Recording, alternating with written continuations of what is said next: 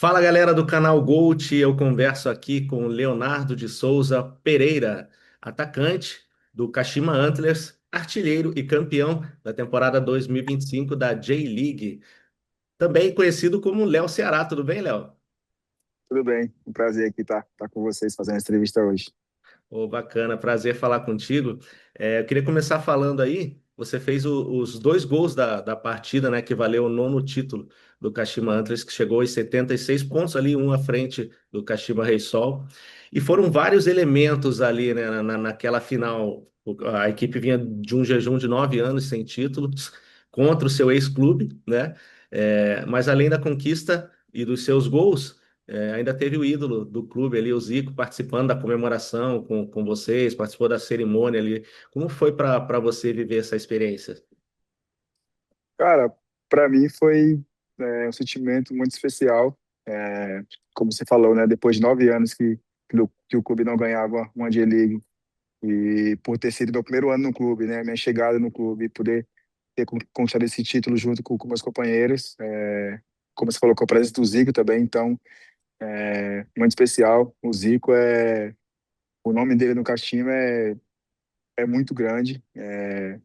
Se você que está no clube no dia a dia, você vê que tudo tem alguma coisa dele, alguma fala escrita na parede, então é um ídolo muito enorme para o clube. Então, conquistar o título no meu primeiro ano, depois de 9 anos que o clube não vencia, e com a presença do Zico também ali comemorando com a gente, foi muito especial. Imagina a alegria que foi, né? Tá comemorando ainda até agora. Como é que tá? Está no Brasil ou está no Japão? Eu estou no Brasil, eu cheguei no Brasil tem 2 dias, no fuso ainda, dormindo durante o dia e acordado durante a noite. Mas descansando agora. Eu demorei um pouco de chegar no Brasil por conta do evento que teve, né, da delay de premiação, então eu demorei mais um pouco para chegar no Brasil. Tá certo. Isso aí, agora aproveitar, né? O Kashima é seu quarto clube, né? Quarto time aí no Japão. Aí, qual para você, assim, qual a diferença pelos times que você já passou do Ryukyu, do Marinos e do Cerezo Osaka pro Kashima Antlers? Cara, o Ryukyu foi meu primeiro time, né, minha equipe do Japão. Eu era muito jovem na época. Na verdade, o Ryukyu foi meu primeiro time como profissional. Eu fui emprestado do Vitória quando eu fiz 20 anos, eu não tinha mais idade de base, então o clube não ia me utilizar e me emprestaram pro Ryukyu e eu fiquei uma temporada. Foi uma temporada de aprendizado para mim, que eu era muito jovem. É, e sobre o pensamento dos clubes, né? O Marinos, por ser um clube do Grupo City, então tem muitos estrangeiros no clube. Normalmente a comissão técnica normalmente sempre foram estrangeiros, então pensa um pouco diferente. E Cerezo e Kashima, por ser diretorias japonesas, todo mundo ali, o Kashima tem um pensamento diferente. Eu percebi que o Kashima tem um pensamento de time campeão, de buscar objetivos maiores, né? E isso foi um ponto que fez eu me transferir para o Kashima. Antes eu conversei com amigos que tinham passado no clube e me falaram super bem sobre a mentalidade, sobre o acolhimento do japonês com os brasileiros. Então, isso foi um grande ponto de eu ter me transferido. Até essa é o próximo ponto que eu ia tocar, né? Já pegando o gancho aí da sua resposta. Como que foi essa conversa que te convenceu a trocar realmente Cerezo Osaka pelo Kashima Antlers? Eu tinha mais um ano de contrato com o Cerezo ainda. Eu tinha assinado 3 anos de contrato, cumpri dois, tinha mais um ano ainda. E aí, quando eu recebi a proposta Eu tinha saído de férias, né, no final da temporada, estava no Brasil e recebi a proposta do Kashima. E aí, fui conversar com amigos sobre o clube, que tinha jogado no clube, então me falaram super bem. E também por ter o Zico como embaixador do clube também, isso mexeu muito comigo. Primeiro que eu sou flamenguista doente desde de criança, então acompanho sempre o jogo do Flamengo. Então, acho que essa questão do Zico também fazer parte do clube foi um ponto que me chamou a atenção de ir para o Kashima. Flamenguista está comemorando também, além do seu título aí, também está comemorando as conquistas, né, do Flamengo aí neste ano, né? Sim, sim. E eu não perdi a oportunidade, né? Falei com ele, ó, já assina aqui minha camisa aqui para me guardar de recordação, porque é muito importante. Além de estar jogando num grande clube, também tá convivendo com ele diariamente, então é muito especial. Tá certo. Você até o momento aí passou, como a gente falou, por 4 clubes, né? Aí no Japão, já está completando aí, se eu não me engano, 5 anos de residência, né? No Japão, aí acredito que já esteja bem adaptado, né? A sua rotina aí. Você aceita uma pergunta assim agora hipotética, você aceitaria um convite para de repente representar a seleção japonesa? Cara, hoje é bem difícil eles fazerem isso, né? Naturalizar estrangeiro para jogar na seleção japonesa. Antigamente tinha bastante, porque como o futebol japonês é jovem, né? Tipo assim, hoje evoluiu muito. Então, antigamente, eu acho que para até fortalecer a seleção japonesa, eles faziam muito isso, né? Hoje, se você pegar a seleção japonesa, acho que 90% joga na Europa. Então, eles têm um time muito forte, entendeu? Então, tipo assim, hoje eles não fazem mais isso, entendeu? Se você pegar a seleção, não tem nenhum estrangeiro que seja naturalizado japonês, né? Então, claro, se eu recebesse a proposta, sem dúvidas eu aceitaria, por estar muito tempo no país, gostar muito do país e ver o potencial que o futebol japonês vem a cada dia crescendo. Mas eu acho difícil no momento, acho que eles não precisam, acho que tem uma seleção de muita qualidade. Se você pegar nas últimas Copas, sempre indo bem, então eu acho que eles estão muito bem servidos com os jogadores japoneses. Qual é, tipo, digamos assim, taticamente, no dia a dia ali nos treinamentos, qual a diferença que você percebe entre o futebol brasileiro e o japonês? Tem alguma característica Cara, assim que você fala, poxa, isso é bem diferente? cara, eu acho que os japoneses eles são muito obedientes taticamente, muito obedientes.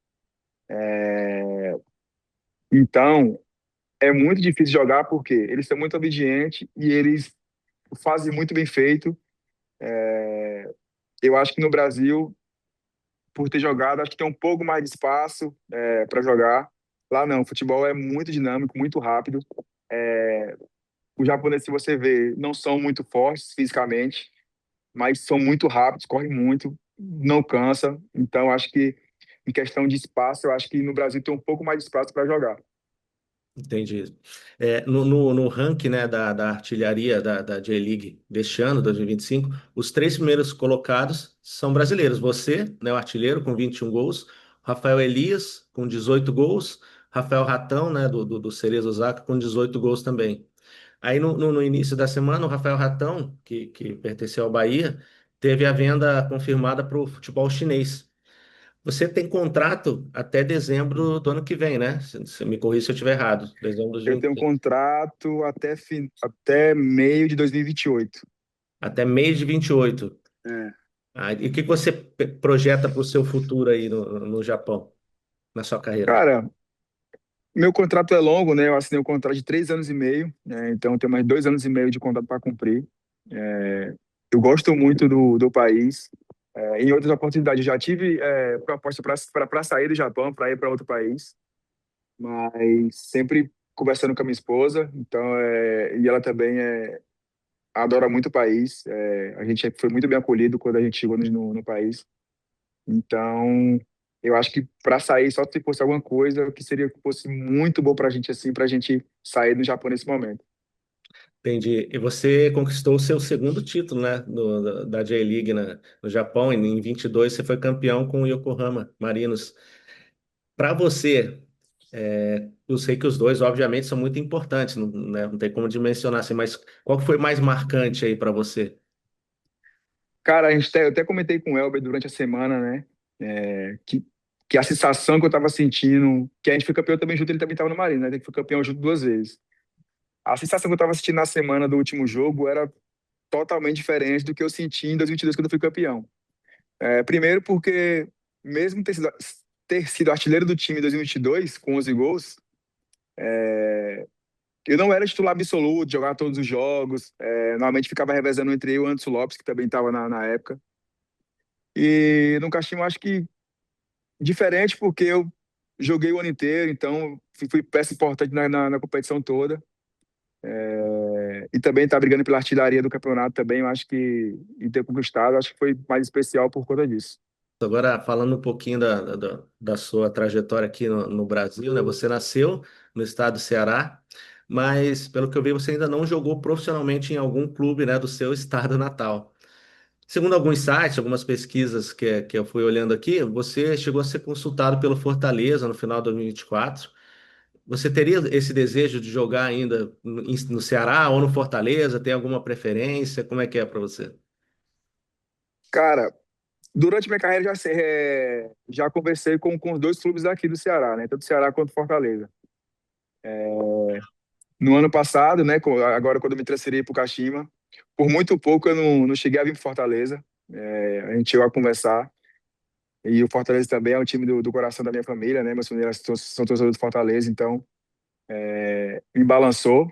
Primeiro por ser o time da minha família e por também estar em casa, né? De estar em casa. Mas eu também sei a proposta do Kashima eu acho que no Japão o grande ponto que faz assim me segurar é mais a vida, né? Tipo assim, fora do futebol. No Japão é muito tranquilo, tipo, não tem a pressão que tem no Brasil. Eu acho que no Brasil os torcedores confundem muito as coisas, né? E no Japão não, vive tranquilo. É claro, os torcedores vão lhe cobrar no estádio, nos jogos. Agora sai do estádio, todo mundo lhe respeita. Os torcedores são muito respeitadores. E eu acho que, não só eu, mas eu acho que muitos jogadores que vão para o Japão não querem mais sair por conta disso, porque você consegue viver, né? Se além de você trabalhar, jogar futebol, você consegue viver. Você falando dessa questão de pressão, eu conversei outro dia com o Matheus Moraes, que joga no Japão também, e ele falou justamente isso, a questão da pressão da torcida é totalmente diferente daqui do Brasil, né? Obviamente que há uma pressão assim, né? Uma cobrança, mas totalmente aquém do que a gente vive aqui no Brasil. E olha que, tipo, nos times que eu passei no Japão, né? Tipo, o Kashima é o time que mais tem uma pressão, assim, parecendo um pouco com o Brasil. Os torcedores cobram muito, cobram muito. Durante a temporada a gente teve oscilações na competição e quando aconteceu a torcida cobrava bastante. Mas como eu falei, no estádio, saiu do estádio, todo mundo lhe respeita. Torcedores, e por Kashima ser uma cidade muito pequena, você sai na rua, todo mundo conhece você, lhe respeita, fala tranquilo. Acho que aqui no Brasil essa pressão é exagerada. Eu acho que tem que ter pressão mesmo, tipo, o torcedor tá pagando seu ingresso para ir pro estádio para torcer pro seu time, tem que cobrar, mas eu acho que quando termina o jogo, sai do estádio, eu acho que cada um tem que seguir sua vida e querendo ou não, o jogador está ali trabalhando como qualquer outro trabalhador, então tem que ser mais respeitado. Exatamente, é isso aí. Agora você foi revelado pelo Vitória, né? E entre alguns empréstimos ali, Campinense, Confiança, CRB, você chegou a sair do Vitória definitivamente no final da temporada 2020, se eu não me engano, e acertou com o Yokohama Marinos no início de 21. Nesse meio tempo aí, houve uma assinatura de pré-contrato com o Bahia. É isso, o arquirrival do Vitória. Isso é o que falam, né? É o que falam. Mas na verdade eu saí livre do Vitória, não tinha contrato com ninguém. Na verdade, na época, eu queria até permanecer no Vitória, mas eu acho que o que atrapalhou na época foi mais o presidente que estava na época, que eu não concordava com nada que ele fazia no clube, então eu optei em não renovar meu contrato e me transferir. Na verdade, saí livre, né? Porque o período o ano que eu saí, o último ano, foi o único ano que eu consegui ter uma sequência no Vitória, né? De jogar, ter a oportunidade de jogar bastante. Mesmo com salários atrasados na época, a gente ficou, se não me engano, 6, 7 meses sem receber, até por conta de por estar na pandemia também, mas sempre tentando honrar o clube, faltando alguns meses para acabar a Série B daquele ano que a gente brigou para ser rebaixado. Eu já estava contracionado com o Marinos, eu poderia muito bem falar, ó, não quero mais jogar, não quero para não correr de machucar, tá? Mas não, joguei até o final. E conseguimos livrar do rebaixamento naquele ano. Mas o presidente que estava na época, né? No meu ponto de vista, fez muita coisa errada durante a temporada, que eu não concordava, até comigo mesmo. E por isso também que eu acho que isso foi um ponto importante de eu ter saído. Entendi. E você já falou, obviamente, da sua vida aí no Japão, do que projeta para o seu futuro, mas havendo uma proposta no futuro aí, você voltaria a jogar no Vitória algum dia? Cara, eu tenho um carinho muito grande pelo Vitória, por ter sido o clube formador, né, que me formou como atleta. Eu cheguei no Vitória com 14 para 15 anos. Eu tive 10 anos de vínculo com o clube. Como eu falei, né? Eu nunca tive uma oportunidade de ter uma sequência de jogar bastante. A única oportunidade que eu tive foi no último ano de contrato, que eu acabei saindo. Mas eu tenho um carinho muito grande pelo clube. E quem sabe um dia aí eu poder, se eu tiver que voltar para o Brasil e tiver a oportunidade de voltar, claro que eu voltaria. Tá certo, Léo. Para a gente encerrar, ontem, isso mesmo, entrevistamos o atacante Elber, né? Seu amigo, seu companheiro de time aí. E ele falou com muito carinho sobre a sua amizade, a amizade de vocês. Vocês dois jogaram juntos no Yokohama Marinos também, né? E foram campeões juntos agora no Kashima Antlers. Qual a importância de ter companheiros brasileiros na adaptação aí no futebol japonês? Cara, o Elber é um dos amigos que eu fiz no futebol, né? No Japão, principalmente, que a gente se conheceu no Japão. É, e é como se fosse meu irmão.